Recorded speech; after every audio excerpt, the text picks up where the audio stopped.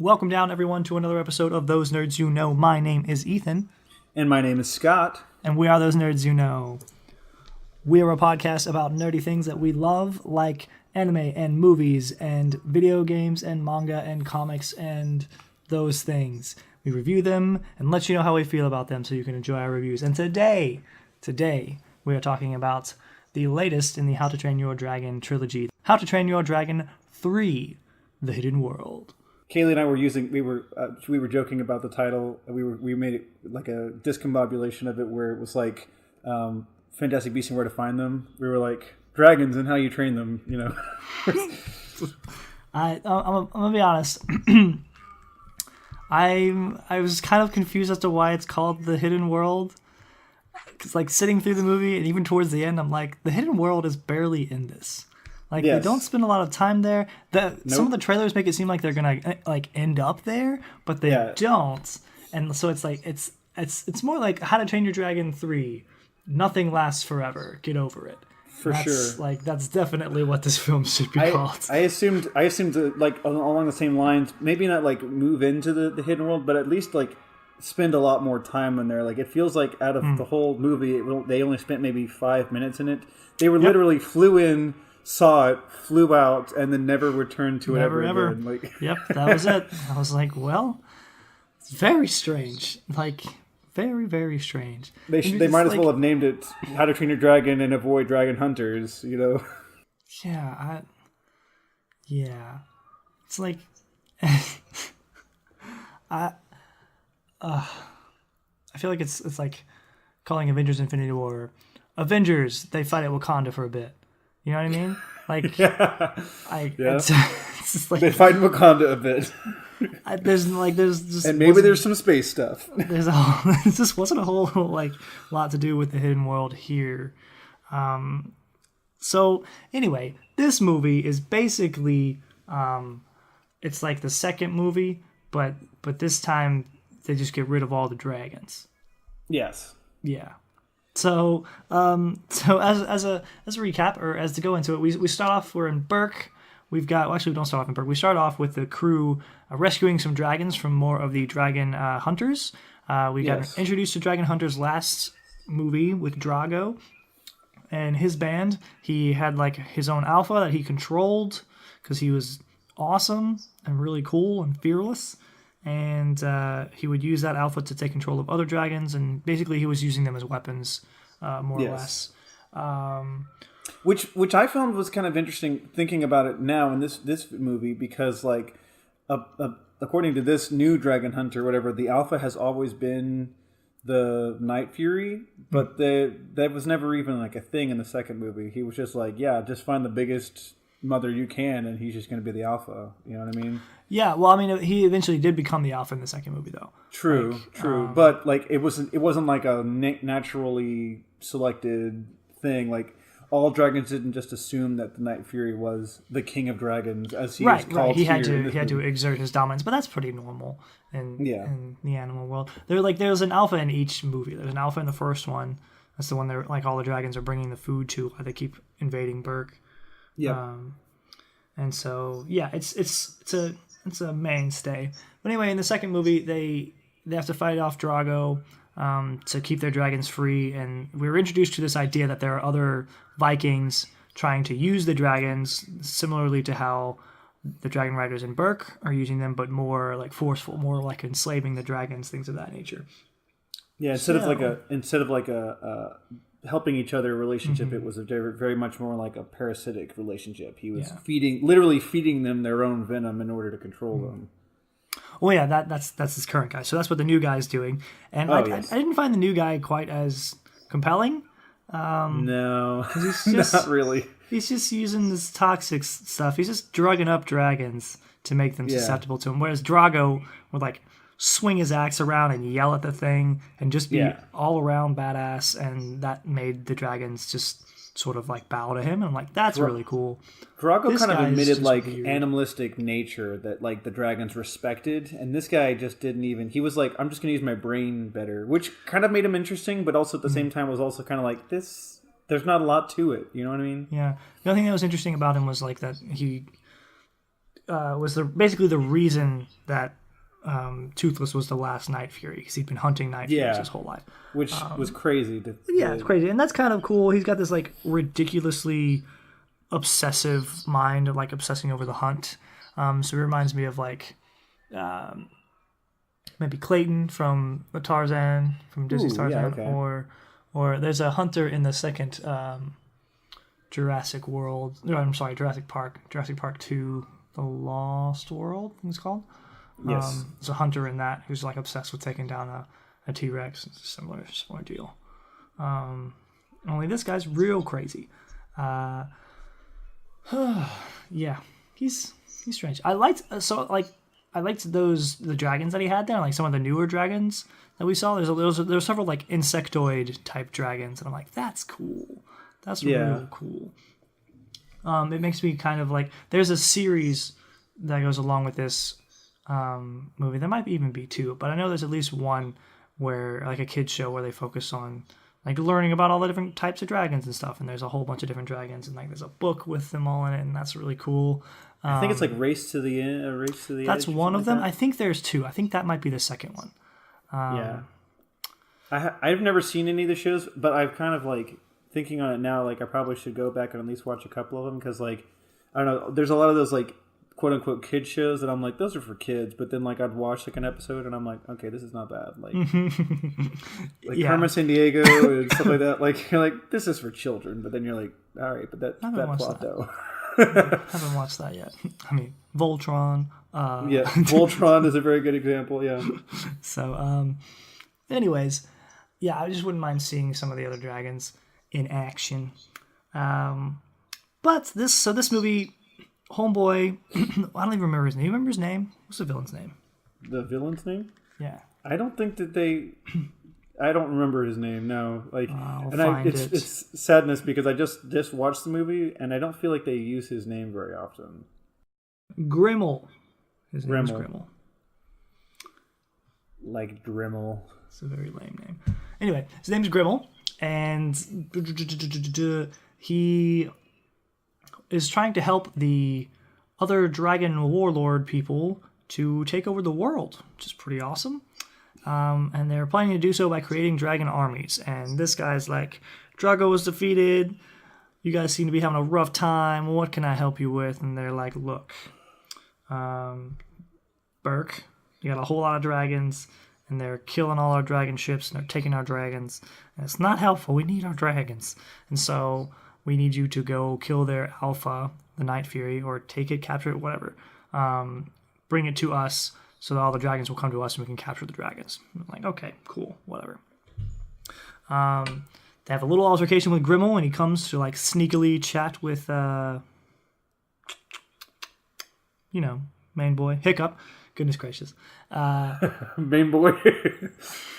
And that's really neat, because they like, there's a moment where like he thinks he's gotten the better of them, but they hadn't. They pulled the wool over his eyes, and then he was like, "Oh crap! Well, I have dragons," and then the dragons just like destroy stuff. And I'm like, "Don't they all have dragons too?" Like he's just like There's a lot of moments in this where I'm like, he's just a guy, and he cannot be this cunning. You know what I mean? Yeah. Or like, because he cannot be this planned for the things. For instance, he like while he was in the house with Hiccup had him on the ropes for a little bit. Like he had his sword out, and the guy didn't have another dart. And I'm like, just stab him through the mouth. Just like stab your sword into his head. You kill him now, and you have no problem. Like, done. Over with.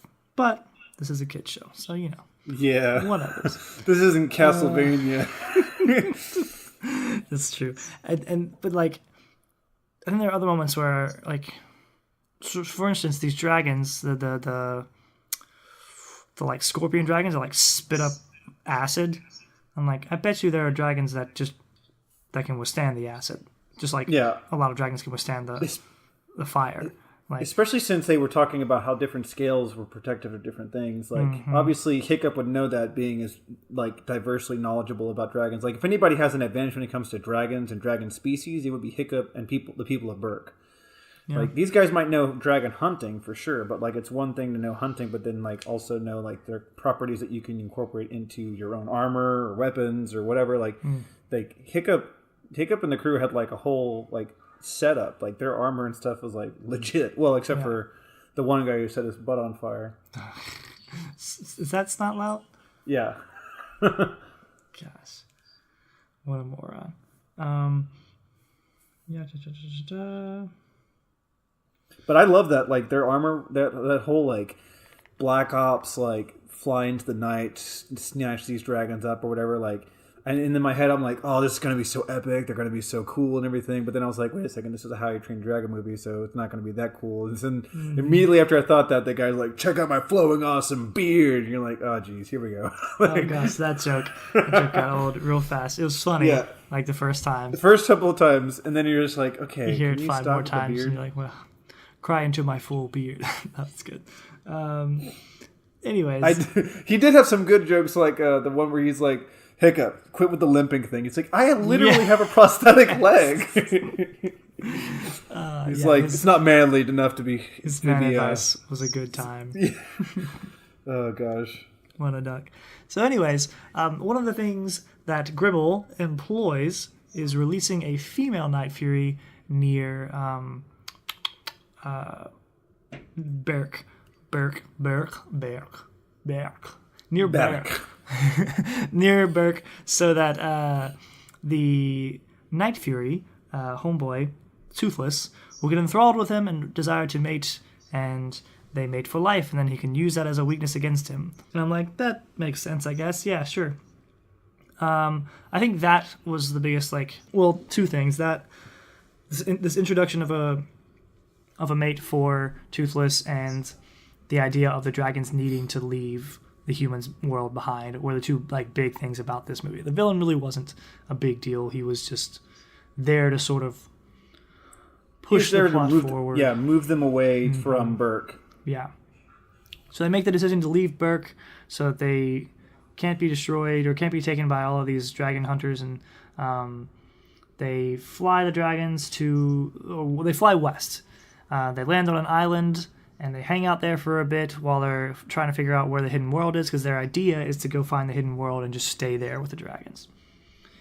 Not a bad idea, I guess. The place where they land is really cool, though. They're like super tall, sheer cliff island. Really cool looking. Tons of trees and wood to like make camp and everything with. One thing I've always appreciated about these films particularly is like the environments. It's like the oceans, the waves, and the clouds. Oh, man. The animation is so good. It's so dope. Really well rendered. Just beautiful. Super nice. And like they take so much detail in everything that they do. Like even right down to like Hiccup's fire. Like we know that the fire is like done. His fire sword is like done with like the liquid of the dragons and stuff. So you actually can see that dripping from the sword sometimes when he like swings it, which is like insane. It also runs out of like it runs on packs, and like you like pops we saw him reload it. Yeah, so neat, so interesting. Very very cool. So anyways, while we're chilling out on this island as our base, we're also trying to find the hidden world and find some intel on Grimmel, make sure they're not following us. Turns out they are following us, obviously. We have a little altercation. Yeah. What happens is he sort of ends up having to fashion a little thing for Toothless on his tail, like to be able to fly independently of him. Yes. So that he can chase his girl. Because there's a lot of funny moments where Toothless is trying to court this Bright Fury. They called it... Okay, so look. I think it's a Light Fury. Homegirl called it a Light Fury, whereas Boy was about to call it a Bright Fury, and he was like, yeah, yours is better. And I was like, actually, I much prefer Bright Fury to Light Fury. I feel like it's a easier word to pronounce or to roll off the tongue. Bright Fury for sure feels better than Light Fury. Anyways, but those scenes were very very cute too. Like I immediately fun. As we were watching that, I'm like, okay, there's definitely going to be a toy of this Light Fury now. Like this is definitely I'm gonna have to get it. That was definitely for the kids pandering to Yeah. But super cute, super fun. But he just doesn't know how to do it. He's never been around a girl of his own species, so he doesn't know how to court. He doesn't know what he's supposed to be doing to attract the mate. So he just falls on his face a lot, and he's got Hiccup there trying to help him. And then when he finally gets like a little bit of headway, she's like, "Come fly with me," and he's like, can't." And so this encourages Hiccup to create an autonomous little fin that Toothless can wear and use. They don't go into how it works, which is probably good because it wouldn't. It was set up in the first movie to be very, very specific, or specific to Hiccup and to require Hiccup to be there. So I was kind of like, I'll have to suspend a lot of disbelief here for this if you've already set this up in your world and are now just breaking it. But he did give that. He did try to do it in the first movie, but like he wasn't comfortable with it. I don't think he had the motivation. Mm-hmm. Perhaps. I just don't think he had the control over it either. Yeah. But anyway, paints it black so it blends in, and hopefully it lasts for a while. I guess like that. There's a couple like that was another thing.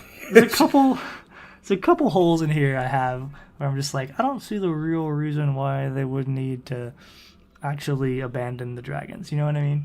Yeah. I mean, they did it so they could have a really heavy-handed lesson at the end of it, and I see that. But like, man, there's still some other issues in this. Yeah, because it seemed like the dragons were coming in and out of the hidden world. Like, yes, of course, the hidden world is like where they come from and where they like. It's like an oasis of dragons and everything. But obviously, the dragons go into their world, right? Like they're not blocked off. Right.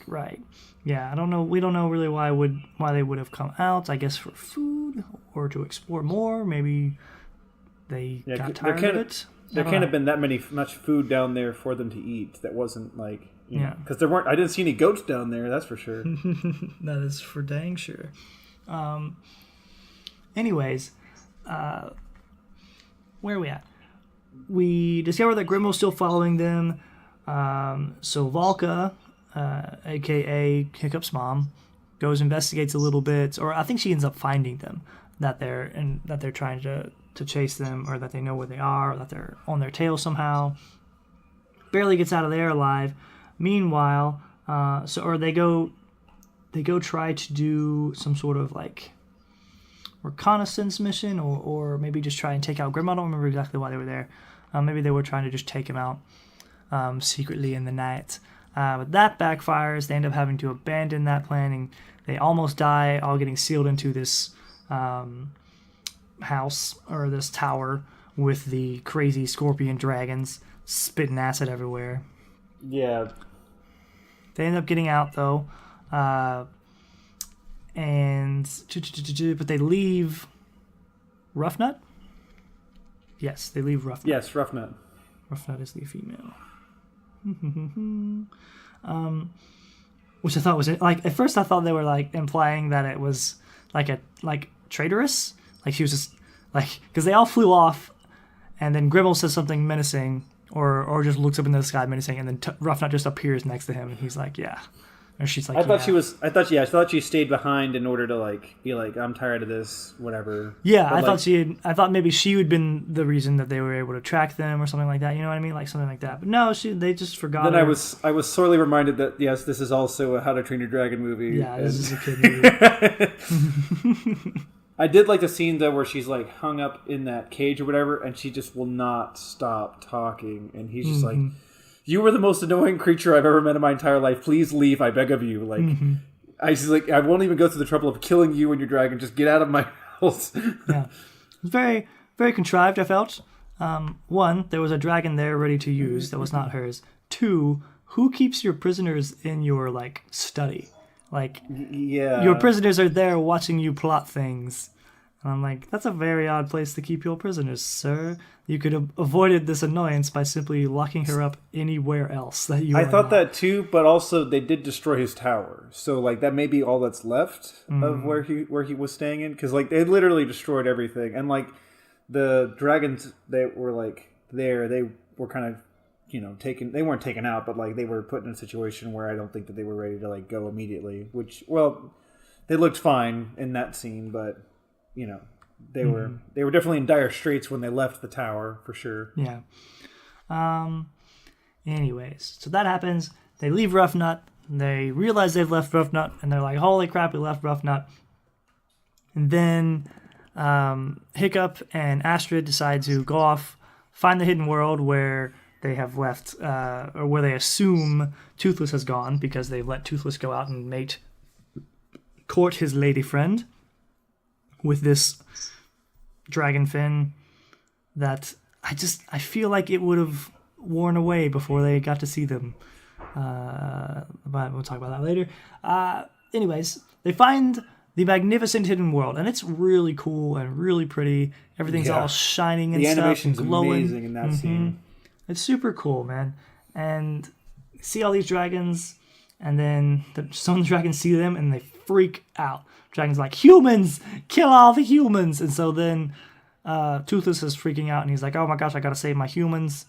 So he goes and he saves his humans while yelling at all the other dragons, being like, "Back off."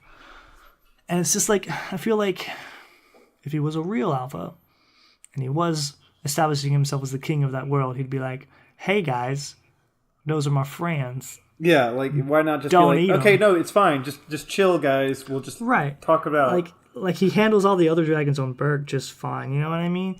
And I'm just like I just felt like some serious corners were cut in the writing here to make it to force them to have to be separate. There was definitely, it definitely felt like there was things missing in that particular segment. Yeah. Anyways, so they get Toothless back. And so they did that as an idea to try and rescue Roughnut, or to prepare for a rescue for Roughnut, and then Roughnut just shows up. Yeah. Because Homeboy let her go, because he was like, "If I let you go back," I think he plays it well. He plays her very well. He's like, "You're incredibly annoying. Please leave." And she's like, and he's like, "All right, now we can follow her, Obvi." So he just follows her, takes all 100 of his ships, follows her to Newberg, and yep, it's real crap. They capture both Night Furies, or the Night Fury and the Bright Fury. They're both furry Furies. And yeah, so this is a point where Grimmel actually shows some of his connivingness, and he's like, "I now have the Night Fury and the Bright Fury, and I'll just aim my gun at the Bright Fury and be like, 'Hey, Night Fury, I will kill the Bright Fury if you do not tell all these other dragons to calm down and follow us and not kill me.'" And thus, he single-handedly just takes all of the dragons from Newberg. They follow the Alpha, aka Toothless, and then they just kind of push him into cages and stuff. And it's like, wow, that sucks. Yep. There's a lot of Hiccup freaking out in this one about being a leader and what to do. Yeah. And I like that a lot. So I'm like, yeah, that's often what leaders do. They have to seem like they know what they're doing, but a lot of them are just like, "Holy crap, what the frick do I do?" And honestly, he has a lot on his plate. He's got his heart in the right place. He's got all these problems, and some of them are self-inflicted. Some of them are, I brought a lot of dragons to the home. How do we take care of them? But also, he is on the fence that he's like, well, we do have to we want to try and make peace for as many of people as we can, but I also don't want people dying just because we're trying to save, one thing, or do this one thing that was going to cause all of our villagers to die.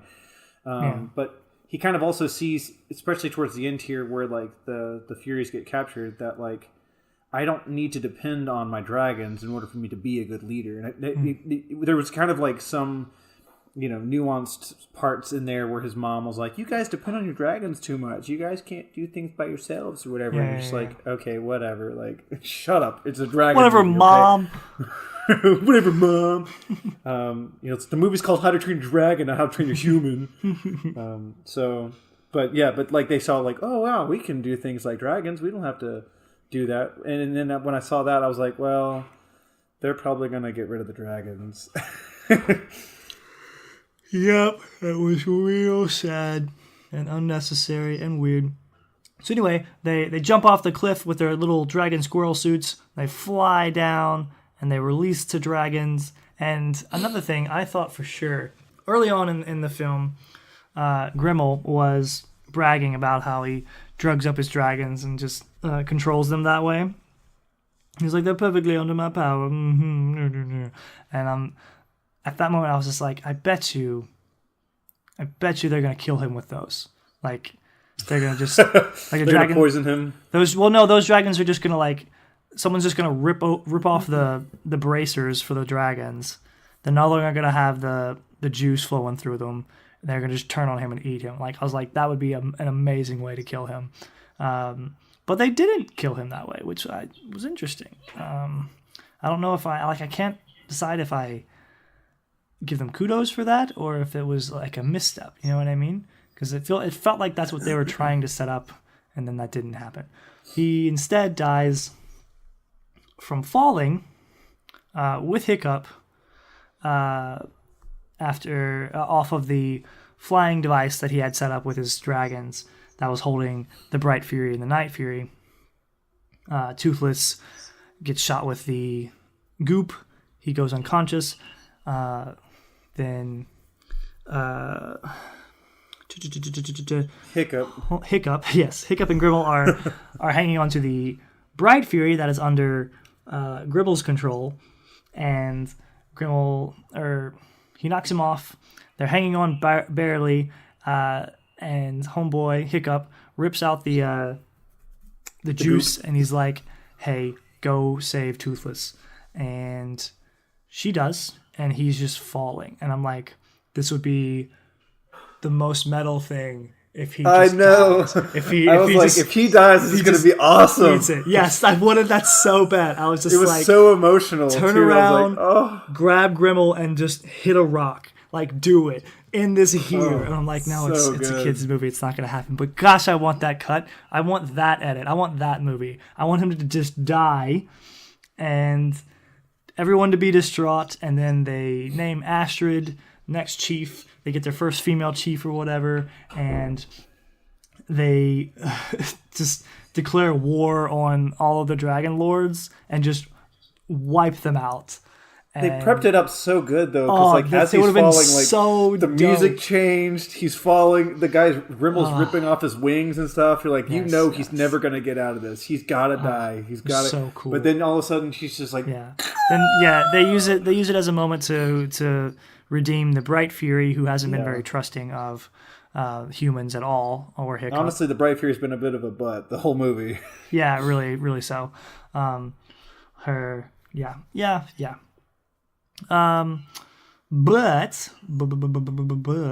what did you think about Toothless being able to turn invisible like the Light Fury? Oh, that was pretty dope. I actually really liked that he could gather lightning to him, and that's how he did it. That was really freaking cool. I really like that a lot. Like we've seen him do that. We've seen him do the lightning thing before, but like just to kind of like add power to his whatever it was. Like I've never seen him do like cloaking basically, and I was like, why can't he do that? That would be amazing. Yep.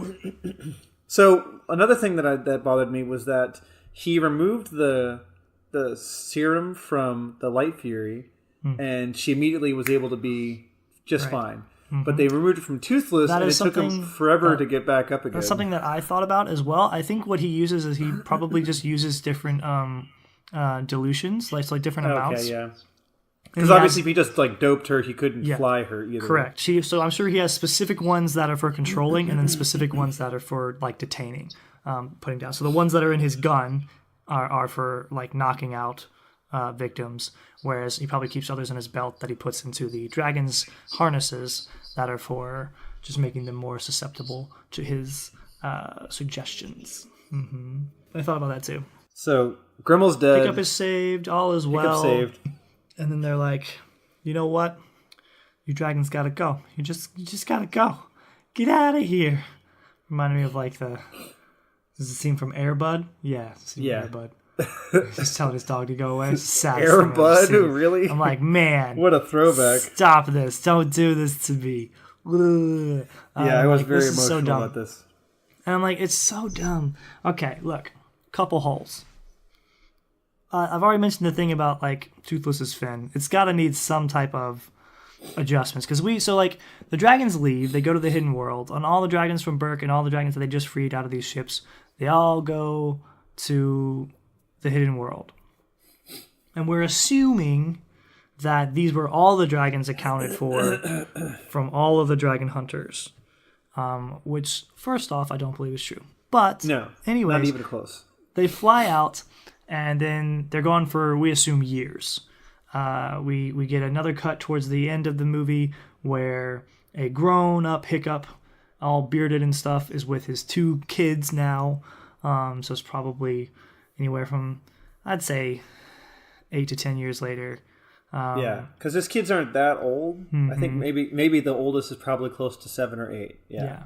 And then they go to the edge of the hidden world, and they see Toothless, and Toothless remembers him, and he's like, oh, yeah, he's fun and stuff, and Toothless has kids, and those kids weirded me out as well. But those kids, man, they're definitely going to make toys out of those kids, too. Certainly, his fin would have needed more adjustments by then. This is years later. For sure. Way more. Also, that can't be all the dragons in the world. You know what I mean? It couldn't have been. There must be more dragons that some of the dragon tamers or dragon hunters have. We know there were some on like actual islands and things, so not just in those boats that we saw. So I'm like, what's going to happen when the remaining Vikings with dragons actually carry out their plan to take over the world? And one of their first stops is New Burke, and all the Burkians are like, "Oh yeah, we're fine. We got it. We got drag." No, we don't. We don't have any dragons. And then they just lose. They just get taken over. Like, you know what I mean? Lose. Like, I feel like we hit a good dragon utopia in 1 and 2, and that's more of what we should have been doing. Like living in peace with the dragons. You know what I mean? Instead, we're just like, no, we're gonna make ourselves defenseless and not be able to help any of the dragons that are still out there. Another great plot hole in that was that only the dragons that came from the hidden world knew how to get to the hidden world. Mm-hmm. So even if these dragons were there that weren't at Burke, they would never go to the hidden world because they don't know where it is. Like, even Toothless did not know where this was. That is very He had accurate. to be literally dragged to it.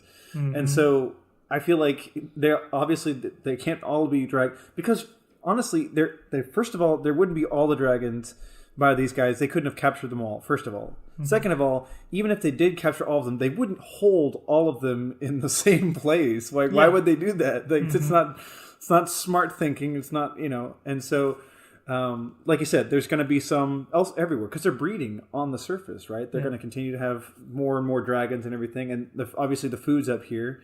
But I can understand. And then the Vikings that do find the dragons, Burke was completely defenseless. Also, at the same time, it's kind of hidden, quote unquote, hidden at this point now. So like those Vikings probably couldn't have. Maybe they just didn't find Burke. But at the same time, like that you can't play this idea that like people don't know what dragons exist anymore because first of all, it hasn't been that long. Second of all, Burke is close. It's like a day's fly to the hidden world. Like you can't just go over there real quick, grab a couple of your favorite dragons, and then come back and play with them for a bit. Like, what the heck? Yeah, it's very very loosely put together here. I'm not even going to go into the whole idea with it. Like that we get that fact from Grimmel that Night Furies can't fly more than a day's ride right before they have to rest. So that means that New Burke is only at least a day's flight from Burke, and then it's half a day's flight to the hidden world, which means this whole huge map that Hiccup had, and the hidden world's only a day and a half flight from Burke. Like, you should have figured this out by now. Should have found this a while ago, buddy. They just never thought to go west. They were like, there's nothing in the ocean. There's nothing out there. We're never going to find it. So weird. Yeah, crazy. So, and obviously it's a kid's movie, so you can't, obviously it's going to have plot holes, but like, man, oh man, those plot holes are huge. Yeah. And then the other thing there's like, and the dragons went away, and that's it. Until we're ready to have them, until we're ready to accept them with peace. And so they're like, one day when the world is at peace, we'll have dragons again, which is like, I guess a decent motivator to get the kids to want peace. But then, I mean, what are you going to use a dragon for? Your dragons are really cool when they're fighting stuff. But on top of that, there's like they imply that like earthquakes and volcanoes are just dragons doing stuff. And I'm like, man, that's good stuff. I can show this to my kid when I eventually have kids, and he'll be like, Dad, is that true? Are there dragons underground? And I'll be like, hell yeah, there's dragons underground, son. You best believe it. Yeah. Absolutely there are. I'm like, yeah, that's cool. That's some good. It was definitely pandering to the children. This one definitely pandered to the children, which I'm not gonna have a problem with. Obviously, like I loved the aspect of it, and I honestly I did feel a little weird. My wife and I walking away from the movie theater being two grown adults watching children's movie. Like Broski, everybody around us had families and kids and stuff. I saw this movie by myself. There was one kid in this whole thing. Like I think it was his mom and maybe his older sister with him, and then the rest were just couples, man. That's it. Like a bunch of adults, and I'm like, yeah, because we all saw How to Train Your Dragon when we were in like maybe high school or so, and I think it struck well then. I think at that time that was a better all ages movie. It was this and Kung Fu Panda that was like really struck chords with me. Heck yeah! Gosh, those series are so good. I was thinking about that while watching this. I was like, man, I need to watch Kung Fu Panda again. That trilogy is really, really good. All of those are really good. And that's so hard to find in a franchise now. Like I feel like, but besides all the plot holes, besides all of the nuances and stuff that I had with this movie and everything, like it was a good conclusion to the story. It opened up a new aspect of the world and everything. We got to see character development that we didn't see before, like the kids growing up and getting married and having kids of their own and teaching this lesson to these people and everything. And so like I was like, this is great. This is a great ending. I mean, and that's kind of the only reason why I don't think the idea that like Hiccup falling off the cliff and dying would have been a good idea. Like even though I think it still really would be a good ending. Dope. Ashton picking up being a chief and everything like that would be awesome. But I do feel like that they did a really good job in this way. It feels like it feels to me like, have you ever seen the movie Stranger Than Fiction? It's been a while. It's been a long. So the premise of that movie, Will Ferrell plays the main character in it, and he's this character that finds out that he's essentially a character in a book that an author is writing. He starts hearing the author's like voice in his head, like narrating everything he's doing. And so he discovers that she's writing a book, and essentially anything that she writes is what happens to him. And he really enjoys a lot of things that are happening to him. He's finding love, and it's great. It's really good. But he also finds out that this author always kills her main characters.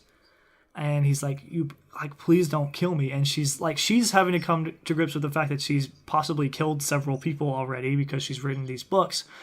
And also determining, like, do I kill this character and possibly kill this man, or do I sacrifice this... or do I let this guy live and sacrifice making a good story? And eventually, so he ends up living, and the other author that he's talking with, not the one writing the book, but he finds someone that's like an instructor, like an English teacher or instructor at a college or something like that, professor. He's talking with him, and he's talking with him about the book, and he's like, yeah, the book, it was good, but I mean, it's not as good as it would have been had you died, but it was good, you know what I mean? And I'm like, yeah, that's how I feel about this film. Like, it's good, but if Hiccup had died, man, that'd have been so metal. It'd been so cool. Yeah. But yeah, it's okay. Do you think? Okay, first off, all right, fan theory. Okay. This trilogy. I do love fan theories. Is a prequel to the movie Reign of Fire. Reign of Fire? Have you ever seen that film? Yeah, I have. Yes, but like, okay. Premise of that film. Greedy humans be drilling, and they drill too far down into the earth, and they wake up hibernating dragons that then scorch the earth. I'm like, man, that's it. This is the one. This is it. It's gold. How to Train Your Dragon 3 prequel to Reign of Fire. Real good. Good movie. It is a good movie. I think. I haven't seen it in a long time. I'm very scared to go back and watch it because I'm sure none of the effects hold up. Oh, heck no. No, indeed. Not even a slight... But it's like that they tried to take Dragonheart and Walking Dead and put it together. It's just really I bad. like the premise. It was a really good premise, I think. It's just, there is no way that this thing I saw when I was 13 years old is going to look good at all right now in 2019. Yeah. But man, oh man. You got Matthew McConaughey in that movie. You got You got Batman in that movie. Christian Bale. Yeah, I just remember that scene from Reign of Fire where they're in that like silo or whatever, and he like jumps over this like flaming silo and he throws that axe into the dragon's head or whatever, and I'm just like, this is him. Yeah, he just eats him, and I'm like, yes, so good. Yeah. Anyways, so that's fan theory. Fan theory number 1. Fan theory number 2. What if they bring this back in the modern day? They do their own Reign of Fire. Dragons come back. What do you think? What do you think the odds? I think that would be a really cool idea to see like a new generation of How to Train Your Dragon. Now, correct me if I'm wrong, the book series keeps going. Like the children's book series has like 12 or 15 books. Like, do not know. And I know that they, at least the first movie was kind of close to the first book or the first 2 books or whatever, but like I don't think that they were at close at all to the second or third. And so I'd have to look up like the synopsis of it, but like I know that Hiccup gets older and has kids and stuff throughout the series and everything. So like maybe I feel like it wouldn't be without outside of their. I think that would annoy me further if the books didn't take this route, and this was just a route that the filmmakers decided to make on their own and be like, let's make the kids want world peace because nobody wants world peace right now. And I'm like, plenty of people want that. What are you talking about? And it's like, everybody wants that. Are you crazy? Just like using this to make some big thing, and it's like the dragons are going away now. This movie was just here to sell dragon toys. Like there's no, and you can't sell no more if you send the dragons away. Bring them back.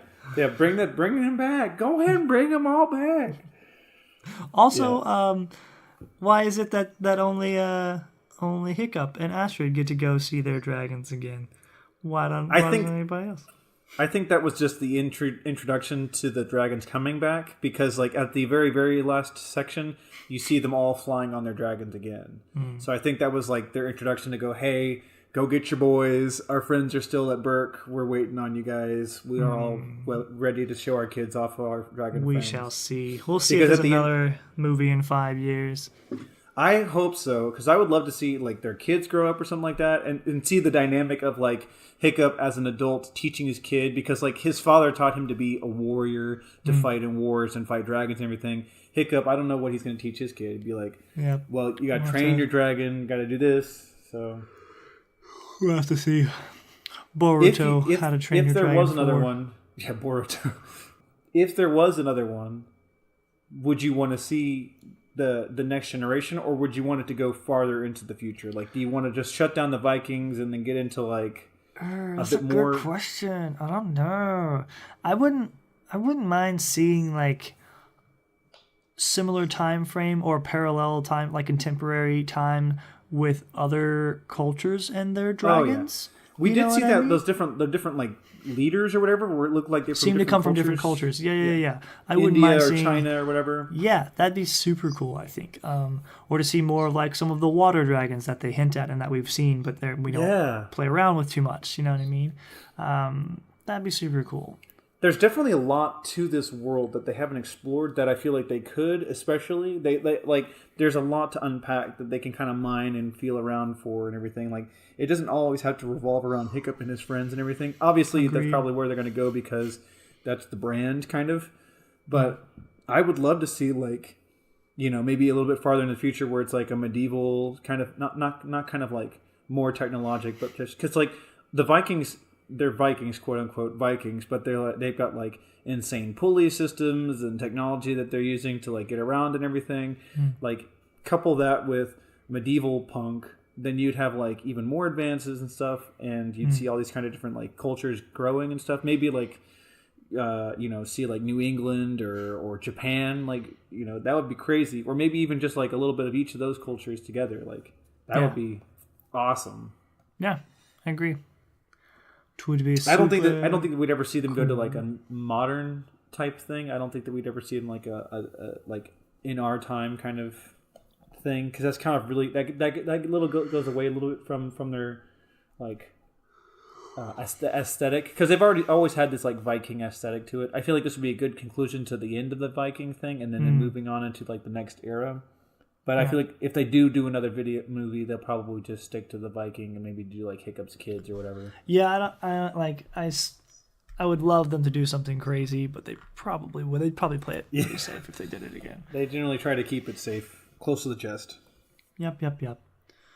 But anyways, good movie. Welcome to go see it, especially if you have kids. Take them. I like this better than I liked Lego Movie 2. I'll tell you that.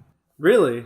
Oh, yes. Because I was going to go see Lego Movie 2, but You're welcome to see it, but I mean, like... you're not the first person to talk... And maybe it's because we have such a high standard because the first Lego movie... Well, the first one was great. And the issue I took with that, the first Lego movie is seriously targeted at people who played with Legos when they were a kid. Yes. And which I did, Lego but movie, at the same time, I don't... Not anymore. It's right. It's meant to be a dumb, funny thing for people to remember. Like it hits the nostalgia bone real hard, and then it also has plenty of like current pop culture and previous earlier '90s pop culture stuff in it. That's meant to make you be like, oh yeah, I knew what that is. I remember that. Yeah, that's funny. I get that. I did that. Whatever. And then Lego Movie 2 is just a really, really long commercial. I feel targeted at kids now who either aren't into Legos or maybe just getting into them. It's like a hey kids, Legos definitely cool and you definitely want to play with Legos. Like, you know what I mean? Rather than paying homage to kids who played with them and are now adults, it's more like, let's make sure we keep all these kids in on this. And so it's very, very kid targeted and just didn't feel like there was as much for me. Yeah. You know what I mean? Which I get. The first one got so much of a spark because of that nostalgia factor, and I really liked that a lot. And I can see that, they're like, we can't feed off of this nostalgia forever. But at the same time, I feel like that's really how they got so many good sales and how what made their movies so good. Yeah. And so, why not just keep hitting that bone? Yeah, the Lego movie, despite being about toys that are current, it was surprisingly well targeted towards adults, I feel. Yeah, an older audience. Yeah. Yes. Especially since that's going to be the ones that buy these toys for their kids. And I feel like I didn't see the Lego Ninjago movie, but I feel like that movie was probably targeted at the kids, you know what I mean? I feel like this movie, Lego Movie 2, could have still been targeted at us, at the adults who played with Legos when they were kids, and could have done just as well as the first. But I think they would just try to lean in too hard on the child audience, and I think lost my interest that way. But I mean, there's probably plenty of kids who absolutely loved it. I don't know. Not a kid. This one, this movie has similar vibes in that it does target more towards kids, but I feel like that's sort of been a part of all of them thus far, so I wasn't super surprised by that. You know what I mean? For sure. So it just took me more by surprise, I think, the Lego Movie 2 did than this did. I'm just checking to make sure I don't have anything else to talk about this. Nope, I think that's all I got for that movie. It's good, go see it. Let's chat about what we've been nerding out to and what we plan to be nerding out to. I will start us off this week, because I don't have a whole lot to say, although I am caught up now on Room of Swords. I finished that. And I finished, and now, I'm caught how up on, cool is that? Caught up on Winter Moon. It's so good. We need to talk about it. It's real fun. It really is so good. Yeah. Yeah. Now you haven't worked on this one, right? This was one of those. No, I have not. This was just a pleasure piece. Kind of, yes. I liked it. Are you planning to work on it? I liked it early on. No, I'm not planning to work on it. But okay. I also do reviews and stuff for work. Videos for them. So I did a video. I've seen a couple of your. Well, actually, I've seen all the videos that you've posted to us. So. Yeah, picked up. Anyways, but it is fun. It is really cool. I think we should probably do an episode on it. I would love to do that. I'm all right with that. And yeah, But it's good. It's a good time. I really liked Room of Swords. All the twists and stuff. It's fun. I'm excited to see it come back. I've also been reading Winter Moon, and I'm now up to date on that. Well, I didn't realize how long Winter Moon was, so now I've got to... It's not, you think it's long, but the chapters are 10 panels. They're all very short. So I've noticed that's how some of them are. Like you'll see like one that's like 500 chapters, but then they're like 4 panels, and you're like, oh, okay, right, yeah, because it updates 3 times a week. It's just small little snackable content, which is really fun. I highly recommend Winter Moon. It surprised me how much I liked it, because at the beginning it's just like, oh, this is very simple. The premise is very simple, and the gags are very easy to understand. And I'm like, this isn't going to last very long. And I think they realized that, and they put some like actual plot into it, which takes a while to pay off, but is really cool. It's very character driven, so you'll be very focused on the characters while you're doing it.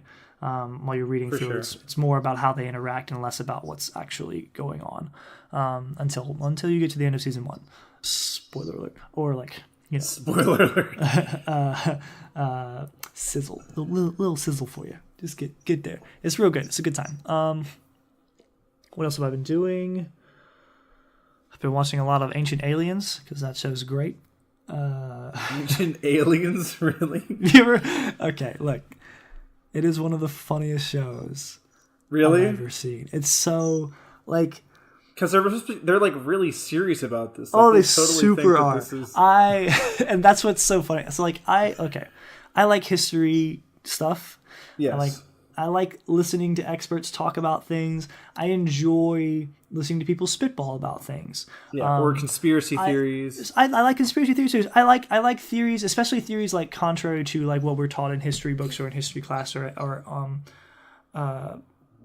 at college. You know what I mean? Like, I enjoy, like, an alternate theory because it reminds you that, like, all the stuff we do, quote-unquote, know really is just stuff that a bunch of old guys have thought sounds good and sounds about right, and then they just put it in a textbook and they teach us it like it's fact. So there are plenty of things that are, questionable, but it's so funny to me that, like, in these shows, Ancient Aliens, they essentially take questions that we don't have full answers to in archaeology, and they're like, obviously it was aliens, and it's just like it's so quick and so sure that's what it is. That's what's so funny to me. They're just like, this, we don't fully understand this. You know why? Aliens. And I'm just like like, some of you have PhDs, like it's ridiculous to me how crazy. And I'm like, I'm not bashing an alien theory. I personally believe that there is extraterrestrial life. There are other probably very sentient and very intelligent beings out in the universe. Absolutely, sure. And it's possible some of them have come here. Who knows? Whatever. But like, some of the things they suggest are so out there. Like the idea of intelligent life coming to this planet at some point in its history, maybe exploring it, maybe fooling around with the humans here, test it, whatever. Even like some of that I can like a physical person coming here and doing that's fine. But they get into some stuff like stargates and telepathy and connecting to other dimensions. I love it when they try to like, tell us that they can read minds and crap. Yeah, this is well beyond nuts. And I'm like, because there are some things that we just haven't explained in our archaeological history, and like or may never explain. And I had several classes, several like art history classes, and like architecture history classes in college and stuff, just due to the nature of my major and majors. So like we've studied and I've looked at plenty of structures, particularly things made out of things that are monoliths, so big rocks, or megaliths, large structures made from just pure stone, like solid rocks that were moved there, obviously. I'm just like, man, that boggles the mind, because we don't have a whole lot of good technology for moving around rock. You know what I mean? Like, we have it. Yeah. We can move things, but it takes a lot of technology, a lot of fuel, big machines, sophisticated tools to move stuff, and there's a big effort into it. And these people managed to do it with presumably none of that that we're aware of. And so it's just like, man, how the balls did Stonehenge happen? Or like any of that, you know what I mean? Like, it is actually crazy, and it is fun to think about. Okay, yeah, maybe they did have help from some technologically advanced civilization. Maybe that was here. Maybe there's more to our past that we don't know, and I'm sure there is that we don't understand. It's just funny to me how like confidently some of these people are just like, yeah, it was aliens, and I'm like, I mean, that's to me just as like like you could say mermaids or Yes. or Atlanteans Spirits, or mole ghosts. people, like just as like you could replace the word aliens with a lot of other things that's just aren't provable. You know what I mean? Even some of the things we accept as fact aren't necessarily provable. And I in our wonder history books. what's going on with this, because like, and I don't have cable, right? So I don't really get a chance to like check out anything It's like on that. Hulu. Oh yeah, I know. But my wife and I, we spend Sundays at her mother's place, and she has cable. And every time we're over there, she's watching like the Discovery Channel. And I swear to God that like every time we're on that channel, there's some new special about finding Sasquatch or finding the Loch Ness monster. And I'm like, what the cuss is happening? Cryptids. Here? Like, They're why are big they right doing now. this? They're Insane. so in. Man.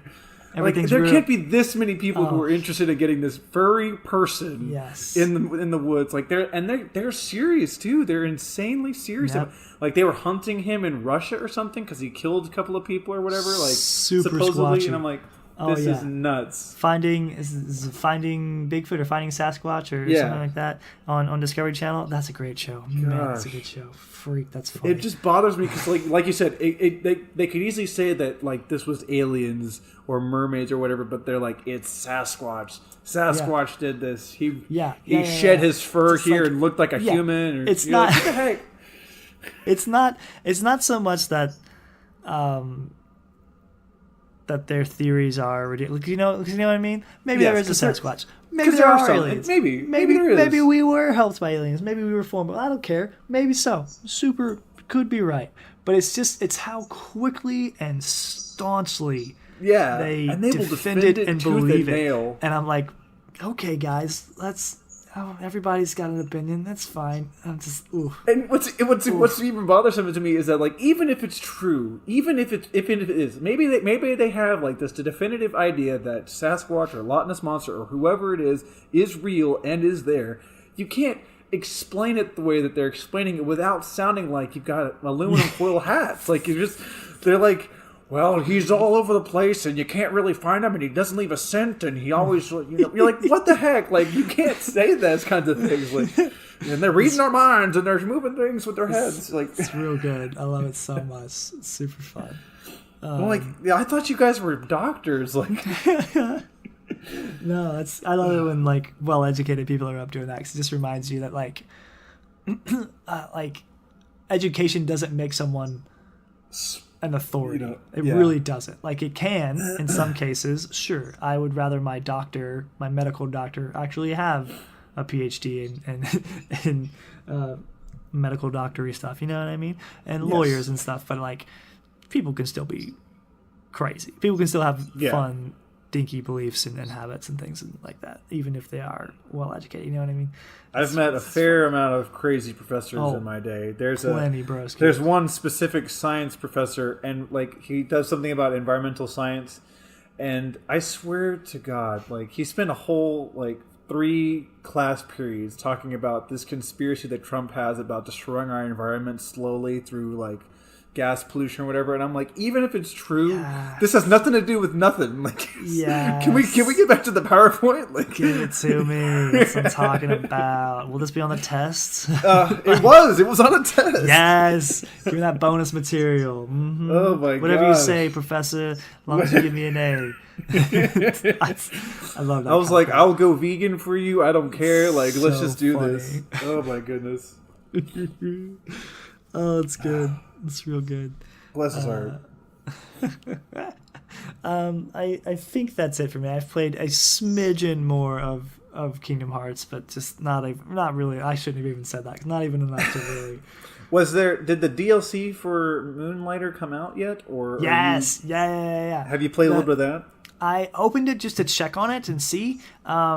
but I didn't actually get to play it. So like, yeah, I now have a pen next to my house where I can keep monsters, and I'm like, I don't really know how to catch them yet, but that's cool. There are supposedly some little additions to help you sort things, which I'm excited to try out. You can also, so there's like a monster training. Yeah, you can catch and keep and raise little monsters as little pals. That's cool. It's pretty neat. Another thing, what else? You can restart the game in a new mode. There's a new mode that gives you like stronger enemies. I think mini bosses in that mode. There might be mini bosses in the current mode. I don't know. I haven't played enough yet to know. But yeah, there's a new mode that allows you different loot, newer, crazier items and loot, and stuff like that. But I'd have to you have to start a new game, which I can do that without losing my current game. I'm just not sure if I want to commit myself to another new game. But I mean, I might. But yeah, it's exciting. I was really pumped when I saw that. I was like, man, that's awesome. They just releasing this really cool stuff. One, they're fixing bugs, which is great because there were quite a few.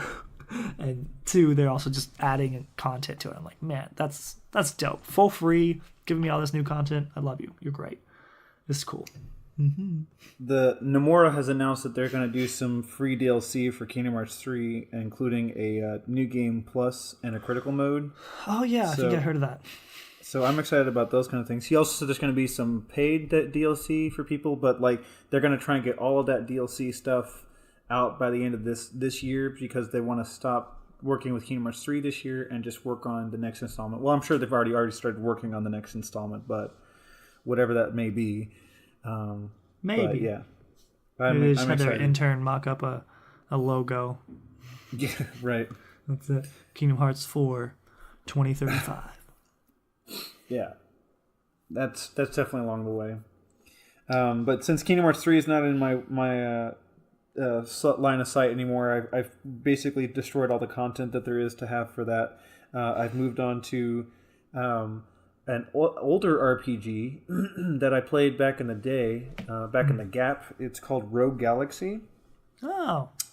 I think I may have talked about it before. Yeah, I think Dave has talked about it before. It's from the original PlayStation 2, but it's on the PlayStation Store. So I went ahead and bought it again and been playing it on PlayStation 4, which is interesting because it still has all the functions of the PlayStation 2 aspects of it. So like when you save the game, it's like checking memory card or whatever, but it doesn't. Obviously, there's no memory card there.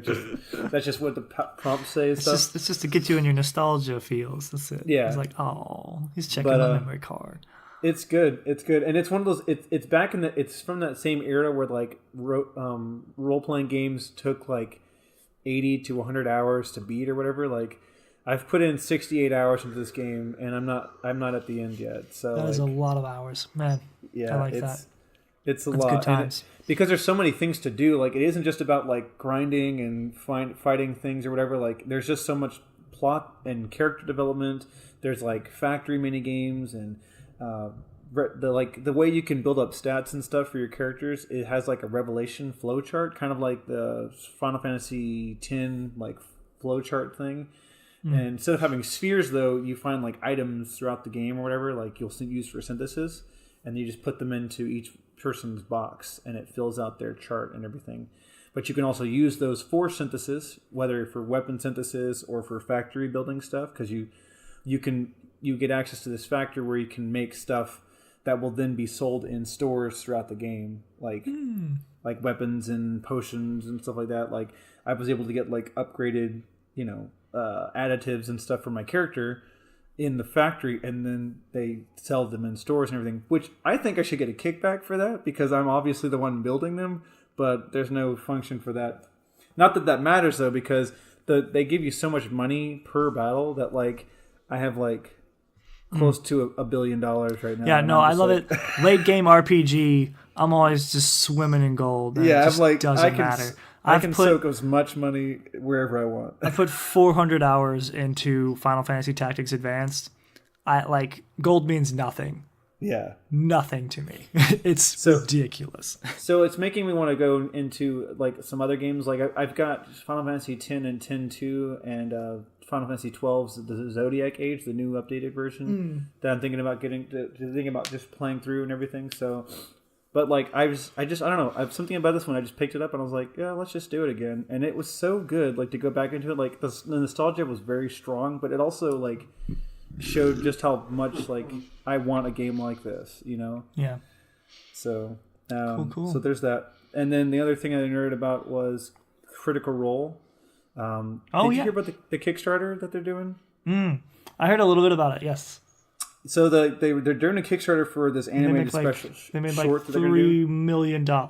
Yeah, it was like $3.5 million in one day. They just needed 750, so they've made their goal in the first day, and they had 45 days to do this.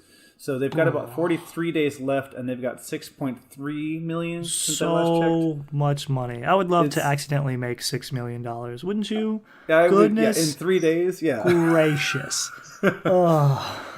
So yeah, like they are, and it's crazy because like they are the most awesomest people that I've met, that I've seen, because they're very humble and everything. Like obviously they're movie stars or voice acting stars or whatever, and like they're also doing this for money and a business and everything like that.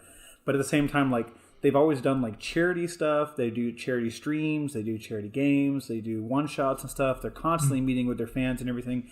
And so for them to see the fans give back to them in such a way, they're like blown away. So like the reactions from these guys is like really insane. And just checking on the Kickstarter every so often, like to see that number just scream higher and higher and higher, like it's nuts. They've easily put in an average of like $97,000 a day into this, or $97 an hour or whatever. Like it's insane amount of money. So I'm excited. So what was originally going to be just like a 1 episode special has turned into a 6 episode special, and they're like setting stretch goals to add more and more episodes, because at this point they're like just building up this themselves a series that I'm sure that maybe they can make and then go, okay guys, Netflix, we'd like to do another season. Would you like to be a part of this and get in on this money? Like, so absolutely, that's crazy cool. And they're like all voice actors, right? Yeah, they're all voice actors. That's freaking cool. And some of them have like they're all still doing voice acting and everything. Like I know that Matt Mercer and Travis Willingham are constantly doing stuff, and whether it's in like anime or in other web series and stuff. Like I know that Travis Willingham did a lot of stuff in the Ruby series, especially the new one, and then Matt Mercer did some stuff with a lot of new video games. Actually, he's always constantly in and out of Blizzard games and stuff because he's McCree in Overwatch and everything, and so. And he hates doing the "it's high noon" thing. Like he hates it so much. I love that. No, I love how I've heard of him like actually going like on Overwatch and playing that and like saying that over the mic, and I'm like, yes, that's the funniest thing ever. That's so good. What's good, I think what's so great about it is that like they're so invested in these characters and these voices that they go all in. Like, and it's so like I listen to it. Very impressive. I listen to it as a podcast, and like it's just insane how much they put into this work. And it just goes to show like how much they actually care about this. Like they built their own channel from the ground up doing this. Like they started out as a Geek and Sundry, but then they're like, we're going to do our own thing. We're going to be untied to all this and stuff. And they kind of faltered away for a bit, but then they kind of picked it back up. Like it's insane how much work they put into building themselves their own brand. And they definitely are really good at this. So I'm hopeful to see what's happening in the future. But yeah, like I'm also like just blown away at like the generosity of the critters, their fan base and everything. And like I haven't even put in any money in. I've been so trying to like convince my wife to let me donate like a quick $100 bill. But is that their minimum? No, their minimum's like 20 or something, but I want. Why don't you do that? But I want like there's like stretch goals. There's like stuff that you get like a plushie. You get like a plushie and like a dagger and like all kinds of stuff. Like you gotta get the dagger. I gotta get the dagger, man. It's the dagger. Kaylee, you let Scott get that dagger. You hear me? She's not going to let me get the dagger. There's no way. And she shouldn't, honestly. I'm a grown man. I shouldn't. But at the same time, I should. So, yeah. So that's it. That's all I've been nerding out to. Well, I guess this weekend we're going to go to Baton Rouge and play Betrayal Legacy, so I can give you a report on how that is. Gosh, I'm so excited to hear that. So long for this. I'm so jealous of you. So burning alive. Like tomorrow, Clausen and Maggie are going to finish up they're going to see Captain Marvel, and we're going to take them right afterwards and just start playing. So. You should see that at some time as well, because that's probably what we'll review first. I'm going to try and plan for it, but I don't know if I'll be able to. We'll just see. It's a tentative maybe. I'll be seeing that. I'll be seeing that Saturday. A good backup. Mm-hmm. Awesome. Yup. That's cool. Well, I think that about does it. Oh, yes. Excellent. Well, thank you, everybody, for listening. Thank you for liking, commenting, subscribing, sharing it with a friend. We appreciate that very, very much. You can find us on Podbean, on CastBox, Stitcher, Apple Podcasts, and Google Podcasts. You can also find us on YouTube. You can give us a like on Facebook. That would be marvelous. Any reviews on iTunes would also be very, very helpful. But thanks again for everybody who listens. We very much appreciate your support. And yeah, that about does it this week. My name is Ethan. My name is Scott. And we are those nerds you know. Bye.